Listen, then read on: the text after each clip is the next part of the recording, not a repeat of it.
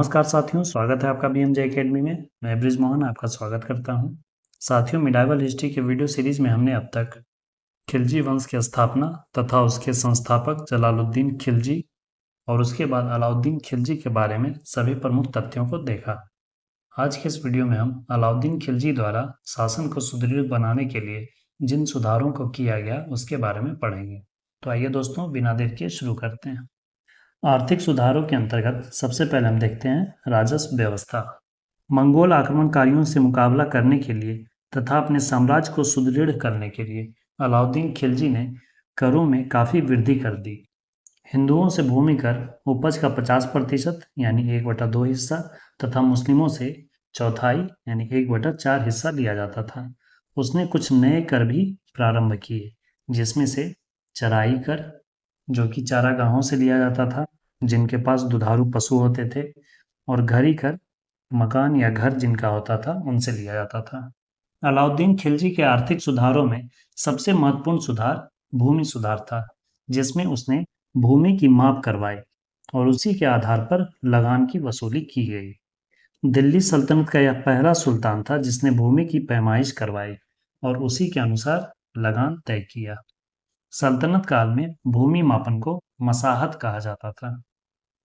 अलाउद्दीन खिलजी ने राजस्व की वसूली के लिए एक पद बनाया जिसे मुस्तखराज कहा गया और इस विभाग को दीवान मुस्तखराज नाम दिया गया।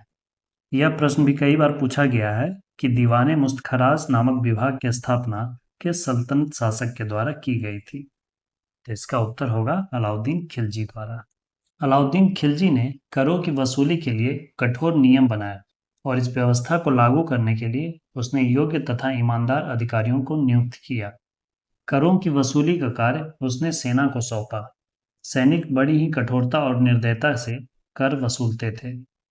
आइए साथियों, अब अलाउद्दीन खिलजी द्वारा किए गए सैन्य सुधार के बारे में देखते हैं। अलाउद्दीन खिलजी ने सैन्य स्थिति में सुधार के लिए अस्थायी सेना रखना प्रारंभ किया। उसने सैनिकों को प्रति माह नकद वेतन देना प्रारंभ किया। अलाउद्दीन खिलजी वह पहला सुल्तान था जिसने अस्थायी सेना की व्यवस्था की, जो हमेशा किले में तैनात रहती थी। योग्य सैनिकों की भर्ती के लिए उसने सैन्य मंत्री आरिज ए मुमालिक नियुक्त किया। सैनिकों की भर्ती योग्यता के आधार पर की जाती थी, न कि वंश तथा जाति के आधार पर। सल्तनत के सैन्य अधिकारियों और सैनिकों को कोई भी विरोधी आसानी से अपने साथ ना मिला ले, इसलिए उन्हें अच्छे वेतन और सुविधाएं दी जाती थी। अलाउद्दीन खिलजी ने सैनिकों की हुलिया लिखवाने की प्रथा शुरू की और घोड़ा दागने की भी प्रथा शुरू की। सैनिकों का हुलिया दर्ज किया जाता था ताकि कोई गुप्तचर उसके जगह पर ना आ जाए। सैनिकों का हुलिया रखने का कार्य दीवान ए आरिस द्वारा किया जाता था और घोड़ा दागने का कार्य इसलिए शुरू किया गया ताकि युद्ध के लिए जो प्रशिक्षित घोड़े होते थे उन्हें आसानी से पहचाना जा सके। उससे पहले यह पता नहीं चलता था कि कौन सा घोड़ा युद्ध के लिए प्रशिक्षित है या नहीं। अब आइए साथियों, अलाउद्दीन की बाजार नियंत्रण प्रणाली सुधार को देखते हैं। अलाउद्दीन खिलजी ने बाजार मूल्य नियंत्रण प्रणाली को दृढ़ता से लागू किया। उसके शासनकाल के 20 वर्षों के दौरान किसी भी वस्तु का मूल्य ना ही घटा और ना ही बढ़ा। इसके लिए उसने कालाबाजारी, आयात और निर्यात पर नियंत्रण रखा।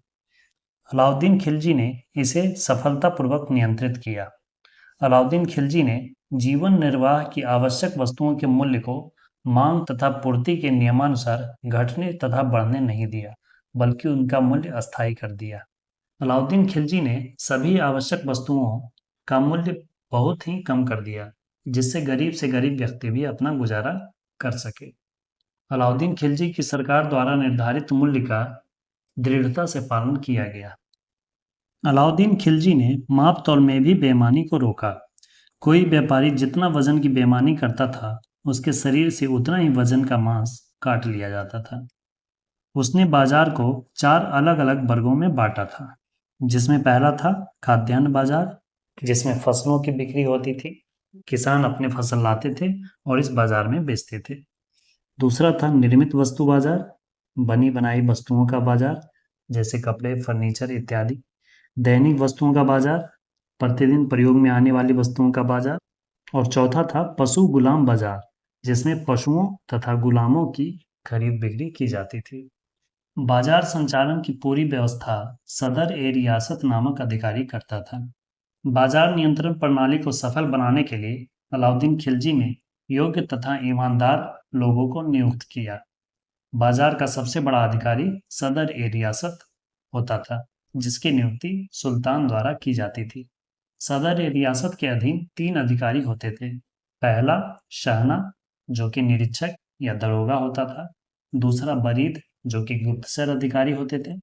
और तीसरा मुनहिया, जो कि गुप्तचर होते थे, जो कि बाजार की गतिविधियों पर नजर रखते थे और उसकी सूचना सुल्तान को देते थे। अलाउद्दीन खिलजी को सार्वजनिक वितरण प्रणाली का जनक कहा जाता है। अलाउद्दीन खिलजी ने अनाज के भंडारण के लिए बड़े-बड़े गोदाम बनवाए थे, ताकि आपातकालीन परिस्थितियों में उसका उपयोग किया जा सके। ऐसा प्रमाण मिलता है कि अलाउद्दीन खिलजी ने अकाल के समय प्रत्येक घर को प्रतिदिन अनाज मुहैया करवाता था। ये थे साथियों अलाउद्दीन खिलजी द्वारा किए गए प्रमुख सुधार। अब आइए अलाउद्दीन खिलजी से संबंधित कुछ अन्य तथ्यों को देखते हैं। अलाउद्दीन खिलजी ने सिकंदर-ए-सानी अर्थात द्वितीय सिकंदर की उपाधि धारण की थी। इसने एक नए धर्म की स्थापना करने की भी कोशिश की, परंतु असफल रहा। उसने अपने शासनकाल में गुजरात, रणथंभौर, बंगाल, चित्तौड़ तथा दक्षिण भारत के कुछ क्षेत्रों पर अभियान चलाया और उसे जीता भी।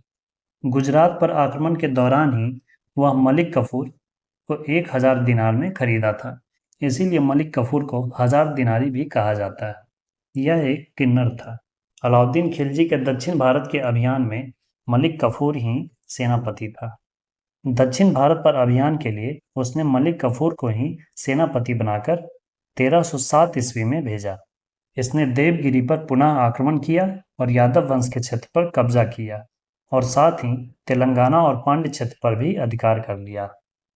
अलाउद्दीन खिलजी का एक सेनापति जफर खां भी था, जो कि मंगोलों के विरुद्ध युद्ध में मारा गया था। अलाउद्दीन खिलजी के शासनकाल में मंगोलों ने 7 बार आक्रमण किया, जिसमें अलाउद्दीन खिलजी ने सफलतापूर्वक उन्हें पराजित कर खदेड़ भगाया। मंगोल आक्रमणकारी मध्य एशिया की एक जनजाति थी, जो कि अपनी बर्बरता के लिए कुख्यात थी। वह जिस क्षेत्र को भी जीतते थे, उसे लूटने के बाद तहस-नहस कर देते थे। मंगोलों की नज़र भारत की समृद्धता पर भी थी। मंगोल आक्रमणकारियों ने दिल्ली सल्तनत पर कई बार आक्रमण किए। खिलजी वंश के पूर्व गुलाब वंश में भी इल्तुतमिश ने मंगोलों को खदेड़ भगाया था। इल्तुतमिश के शासनकाल में भी मंगोलों ने आक्रमण किया था, परंतु सर्वाधिक मंगोल आक्रमण अलाउद्दीन खिलजी के शासनकाल में हुआ, जिसमें कुल 7 बार मंगोलों ने आक्रमण किया, परंतु अलाउद्दीन खिलजी ने सफलतापूर्वक 7 बार मंगोलों को पराजित किया और दिल्ली सल्तनत को मंगोलों की बर्बरता से बचाया। अलाउद्दीन खिलजी से जुड़ा एक और प्रमुख बिंदु है रानी पद्मावती राजा रतन सिंह, जो कि चित्तौड़ के राजा थे, उनकी पत्नी थी। ऐसा माना जाता है कि चित्तौड़ की रानी पद्मावती की सुंदरता से प्रभावित होकर अलाउद्दीन खिलजी ने चित्तौड़ पर आक्रमण की योजना बनाई थी। इसकी जानकारी मलिक मोहम्मद जायसी की पुस्तक पद्मावत से मिलती है। इस कहानी पर एक फिल्म भी बनी है, जिसका नाम भी पद्मावत है। उस फिल्म में अलाउद्दीन खिलजी की भूमिका रणवीर सिंह ने और राजा रतन सिंह की भूमिका शाहिद कपूर ने की है। अलाउद्दीन खिलजी की मृत्यु 1316 ईस्वी में हो गई। अलाउद्दीन खिलजी की मृत्यु के बाद शिहाबुद्दीन उमर कुछ दिनों के लिए गद्दी पर बैठा। उसके बाद कुतुबुद्दीन मुबारक शाह खिलजी दिल्ली का सुल्तान बना, जो कि 1316 से 1320 ईस्वी तक शासन किया। यह भी एक अयोग्य शासक था। इसने स्वयं को खलीफा घोषित कर दिया था। कुछ समय के बाद यह मानसिक रूप से विक्षिप्त हो गया। वह कभी-कभी नग्न अवस्था में और कभी-कभी स्त्रियों के वेश में दरबार में आ जाता था। 1320 ईस्वी में मुबारक शाह खिलजी की हत्या करके नसीरुद्दीन खुसरो शाह शासक बना। यह एक हिंदू धर्म का शासक था, जो कि इस्लाम धर्म स्वीकार कर मुस्लिम बन गया और गद्दी हासिल किया। इसका मुस्लिम अमीर लोगों ने काफी विरोध किया।